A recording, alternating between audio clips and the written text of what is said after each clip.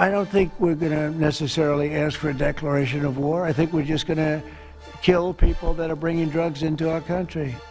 Donald Trump has taken such a hard stance against cartels, securing our borders, getting these gangs and drugs out of our country. 5:21 a.m., Coral Gables, Florida. In the dense quiet before daybreak, DEA Special Agent Victor Reyes leaned against the wall of a $12 million residence, earpiece secured, anticipating the cue to proceed. Intelligence briefings indicated that this was viewed as a standard operation. Carlos Mendoza, a high-ranking individual linked to the CJNG Cartel, was believed to be utilizing the mansion as a location for drug storage. The strategy was known: infiltrate, capture, detain.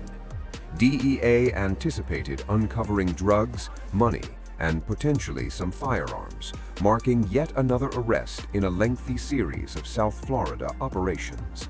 As soon as the door was forcibly opened, agents realized right away that they had entered something much bigger than anything they had anticipated. What they faced was astonishing. Narcotics were found everywhere, with 2.2 tons of cocaine and 680 kilograms of fentanyl concealed within Mendoza's 12,000 square foot estate. Mendoza was considered an emerging figure under federal investigation. Cash was also discovered, $87 million, vacuum sealed and hidden behind sturdy walls, located in a private office behind a secret bookshelf that led to an undercover room. DEA agents found items that would entirely shift the investigation: keys to police evidence storage areas, Miami Dade police attire, Sheriff's Department emblems, a hidden chamber unveiling a police corruption scheme, tracking devices overseeing police precincts, and a leather-bound notebook chronicling monthly salaries, 3 years' worth of payments to Sheriff Antonio Vargas and 21 officers throughout Miami Dade County. At that moment, DEA understood they had not merely invaded a drug cache, they had uncovered a $1.5 billion corruption scheme infiltrated within 3 law enforcement agencies. This cartel wasn't simply evading the authorities, it had purchased the very individuals pledged to prevent it. First, this noontime, we're working developing news on a major bust of an alleged drug trafficking ring. 15 people arrested in all. Let's take you to the video right now. The U.S. Attorney's Office, FBI, DEA, local police all involved. How did a regular DEA operation inadvertently reveal the biggest police corruption scandal in Florida's history? Press like, comment, and subscribe before we disclose how a lavish mansion turned into the proof that might imprison a current sheriff for life in federal custody. The estate, located at 247 Coral Way, exhibited all the features of a cartel hideout designed for secrecy: fortified gates, an extensive array of security cameras, solid doors, and floor-to-ceiling glass featuring views of Biscayne Bay. This wealth was not arbitrary. After 8 months of moving and distributing large quantities of narcotics, DEA had quietly and steadily tracked Carlos Mendoza. Wiretap evidence revealed Mendoza organizing CJNG activities throughout southern Florida. Deliveries came in from Mexico. Cocaine was handled and distributed along routes extending from Miami to Orlando. Intelligence verified that significant amounts of drugs and money were kept at his home in Coral Gables. A federal judge authorized a no-knock search warrant. 5:52 a.m., the operation started. The ram was put into action. Agents moved into position, arms prepared. Every room emptied systematically. Mendoza was found in the master bedroom. He tried to grab a weapon, but was held back and handcuffed before he could get to the nightstand, where a loaded Glock pistol was hidden. The preliminary results aligned with the DEA's expectations. A different group relocated to the garage. 400 kilograms of cocaine were concealed within altered sections of a high-end SUV located in the basement. An extra 2 tons of cocaine were vacuum-packed and kept in the main bathroom. In waterproof containers in the kitchen, 450 kilograms of fentanyl were stored, while $23 million in cash was neatly arranged in pantry cabinets behind common household goods. However, when FBI agents conducted a more thorough financial investigation, the actual amount revealed was significantly greater, totaling $175 million, according to the cartel's financial documents. Special Agent Victor Reyes observed that something else was amiss. The interior measurements of the mansion did not correspond to the external outline. There was a lack of space. He examined the floor plans and recognized the office was too shallow. According to external measurements, the back wall ought to have been extended by 17 more feet. Reyes looked over the bookshelf that spanned the back wall. It led into a concealed room, one that would alter the whole inquiry within. It didn't look like a cartel safe house. It resembled a police operations center, featuring 3 computer screens, showcased real-time video from cameras placed outside the Miami Dade Police Headquarters, the primary station of the Miami Police Department, and the county sheriff's office. Radio devices were adjusted to capture all 3 agency frequencies, enabling live tracking of police communications. An extensive wall map indicating patrol paths with thorough annotations specifying which routes were secure and which officers were incorruptible. A leather-bound ledger was prominently displayed on the desk. He lifted the ledger using gloved hands. The initial page was distinctly marked, monthly payroll. For 3 years, Sheriff Antonio Vargas maintained detailed records worth $400,000 each month. Below that were 21 more entries, each providing a badge number, a name, and monthly payments that varied from $50,000 to $200,000. Every entry contained thorough notes, advance alerts of raids, evidence tampering, witness intimidation, and secure escorts. Over more than 3 years, total monthly bribes amounted to $3.5 million, with the cartel spending $170 million to corrupt those assigned to prevent it. But the circumstances were even more critical. Reyes found a box holding police items with Miami-Dade evidence, keys to rooms, official attire, extra badges, and body-worn cameras. Agents found encrypted phones that held messages between Mendoza and individuals recognized only by badge numbers. In 3 hours, agents from the Miami field office of the FBI secured the mansion, officially marking it as a federal crime scene. The drug seizure by DEA quickly took a backseat to the evidence of corruption. The FBI commenced a careful, thorough examination of financial records, encrypted messages, and surveillance information over 3 years, revealing a frightening pattern. At this moment, the reality was indisputable. This was no longer a situation where a cartel was subtly penetrating the system. This represented a betrayal from within law enforcement, where evidence was confiscated and moved into police storage by corrupt officers with direct access to that evidence. Subtly tainted records led to vital proof vanishing or completely being obliterated. Crucial evidence in major drug trafficking cases disappeared inexplicably, compelling prosecutors to dismiss charges against cartel associates who should have received long federal sentences. When witnesses decided to testify against Sheriff Antonio Vargas and 21 officers in the corruption investigation, with the witness protection system meant to protect lives turned against them. Corrupt officers gained access to private files, retrieved addresses, and handed them directly to CJNG enforcers. In the ledger, 8 entries were noted in chilling succinctness, witness eliminated, along with dates and exact addresses.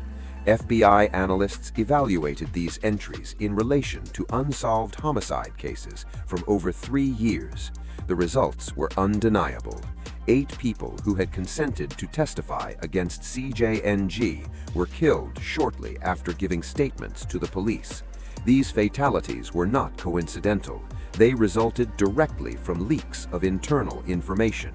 And possibly the most unsettling aspect was that when opposing gangs tried to transport drugs through Miami, corrupt officers would apprehend them on valid charges, subsequently handing them not to jail, but straight to CJNG execution squads, leading the FBI to recognize they were confronting a thoroughly compromised system. The inquiry was carried out in complete confidentiality. No officers from Miami-Dade received any notification.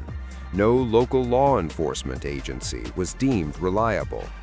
The whole operation was conducted by federal agents from outside Florida, functioning under the most rigorous security measures. After meeting the evidence threshold, the FBI secured federal arrest warrants for all 18 suspects. At 6 a.m. on May 15, 2025, the FBI initiated Operation Blue Wall, resulting in the simultaneous arrest of Sheriff Antonio Vargas and 21 corrupt officers. Federal tactical teams executed operations at 18 sites throughout Miami-Dade County, expertly coordinated to ensure that no suspect could alert another. Kaisan Vargas was apprehended on his driveway as he was about to depart for work. Another typical morning in Vargas's garage. FBI confiscated $2.3 million in cash, encrypted communication tools, and cartel contact information throughout the county. 21 more officers found FBI agents at their doors, bearing federal arrest warrants. A few gave up right away. Some tried to escape.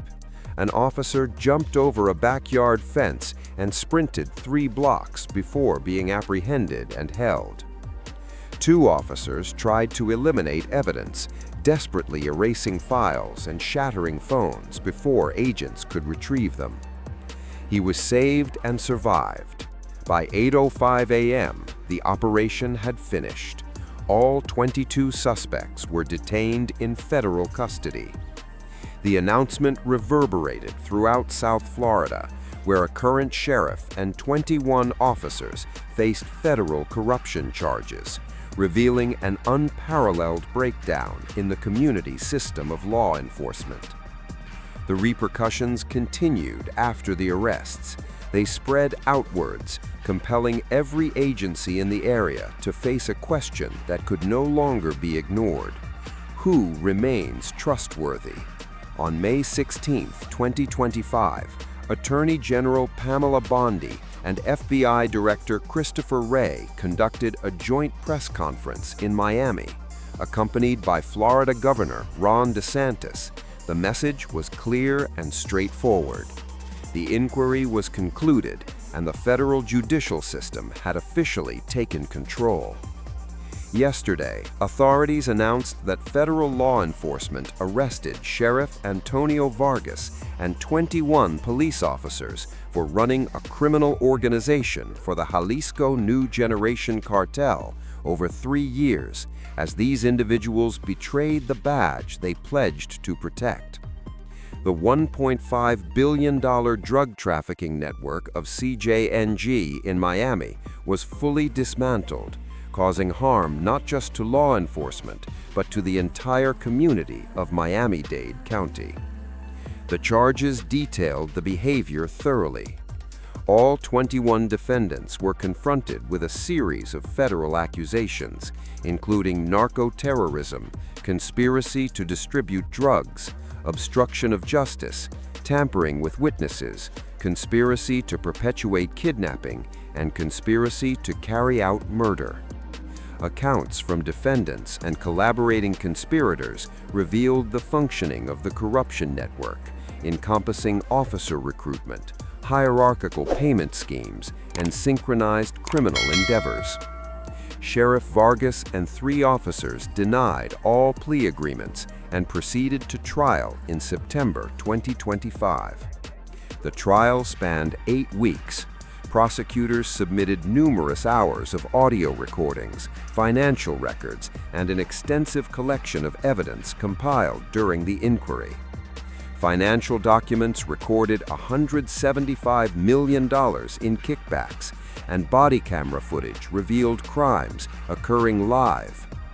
Evidence linked significant illegal assets, and statements from 17 officers who admitted guilt supported the case. The jury spent 6 hours in deliberation before delivering guilty verdicts for all 4 defendants. By December, musical phrases were enforced at an unprecedented level. Sheriff Antonio Vargas was sentenced to 8 consecutive life terms, ensuring he will remain in federal prison indefinitely. The other 3 officers received sentences of 25 years, 35 years, and life without the possibility of parole, respectively. Governor DeSantis designated an acting sheriff and mandated an extensive review of the 3 impacted law enforcement agencies. Reforms commenced without delay, including mandatory financial disclosures for every officer, unannounced integrity assessments, permanent FBI liaisons assigned to each agency, safeguarded whistleblower avenues, and federal monitoring of key operations. The impact on the criminal underworld was immediate. The Miami network of CJNG fell apart due to a lack of support from law enforcement. Federal agents, unconcerned about information leaks, executed multiple raids, confiscating another 18 tons of drugs and $340 million in cash. In a span of 6 months, smuggling paths that previously functioned without consequences were entirely disrupted.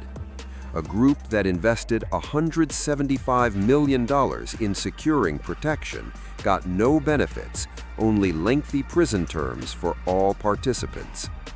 For the families of the 8 slain witnesses, the realization that police officers had given their loved ones' addresses to the murderers caused profound sorrow.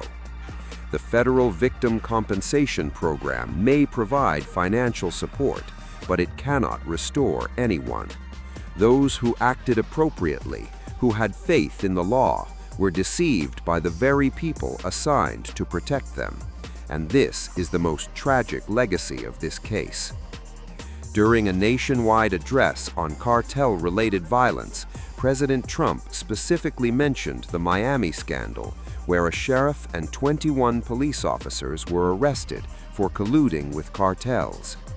They didn't just look away, they took action, enabling toxins to permeate American neighborhoods. They permitted the murder of witnesses. They protected murderers. They may have violated all that the police badge represented, yet they were taken to custody. They were convicted, and they will never regain their freedom. Months later, once the evidence teams finished their analysis of the Coral Gables mansion, the entire extent of the case was finally revealed. What started as a seemingly ordinary drug raid inadvertently unveiled a deep-seated corruption network that had been functioning for years within the institutions meant to enforce the law. With one hidden room, one ledger, and one decision made by a cartel leader who thought power and wealth could buy an entire system, leaving behind a definitive account of his offenses and 22 lives ruined by greed. If you think stories like this need to be shared, stories demonstrating that corruption, no matter how well hidden, will ultimately be revealed, then like this video and subscribe to The Buzz. Share it with anyone who needs to realize that the badge is not a privilege, but a duty, as the vast majority of law enforcement officers act with integrity, and they too suffer when a few violate their oath. This situation does not represent a tale of losing trust in the legal system. It serves as a chilling reminder that no one is above the law, and that justice, though delayed, will eventually arrive.